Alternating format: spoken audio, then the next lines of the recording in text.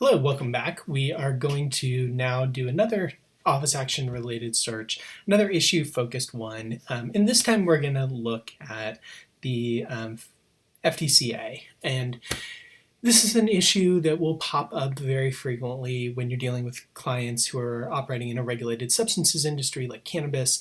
And you have to navigate the USPTO examination process when you're dealing with an ingestible substance.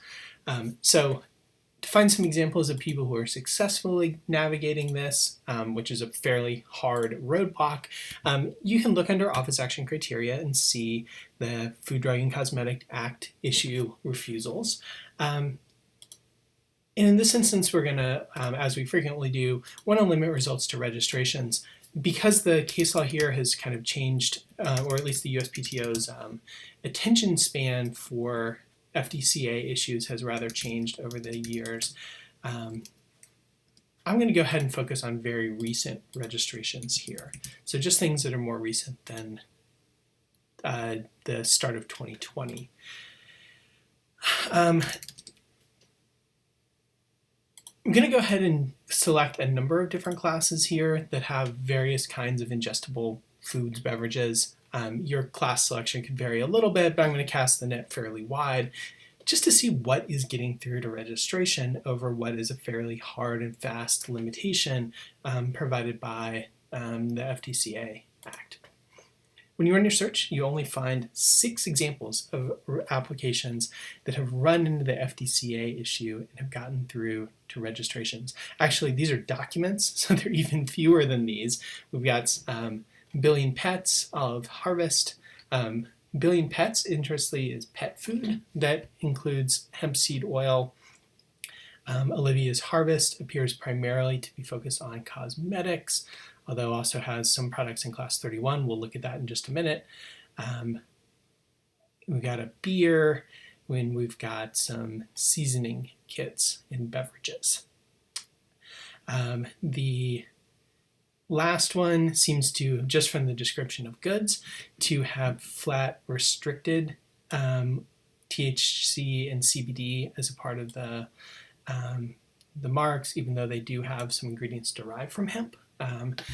So we can go and we can look at some of the back and forth here. If you click on the result, this will take you to a tab that will have the back and forth of the trademark office. So you can see what this firm did to successfully address the FDCA refusal.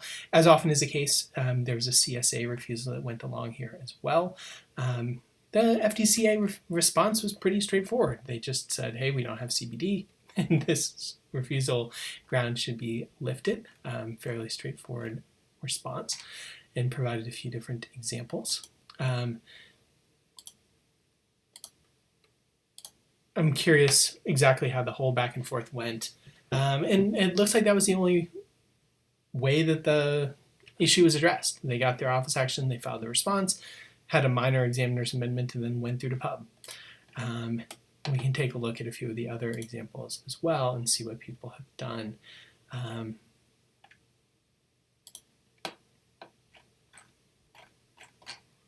Here, they actually didn't have to end up addressing that response in too much detail.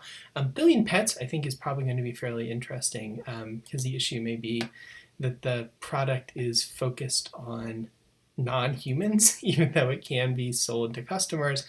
And actually here, they ended up submitting a lab test, which is clever. I haven't seen that before, that there are no prohibited substances included in the response as a result of the lab test. So that's a very clever way of addressing this FDCA refusal that I haven't run into elsewhere.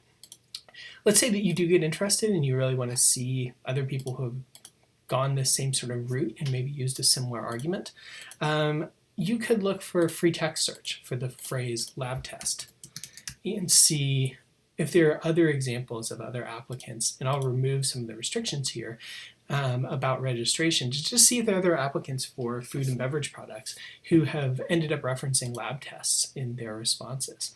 And there really aren't any. There's this Billion Pets that we've seen, and there's another example of a pending application for a mark that include hemp-derived isolate infused honey. That does include a lab test as well.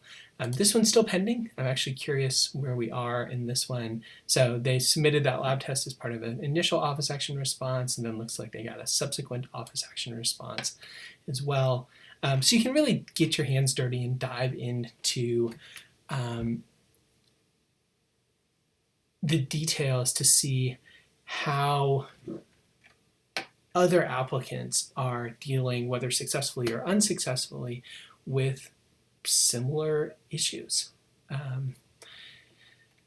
So the rather than going through and kind of using the methodology that a lot of trademark lawyers end up doing, which is hopping on tests, guessing marks that they think would have gotten a sort of refusal, and then going from there, you can use a combination of issue-based searching and free text searching to really hone in on very specific fact patterns and find relevant results and helpful answers much more quickly. As you would expect, you can iterate through these very quickly.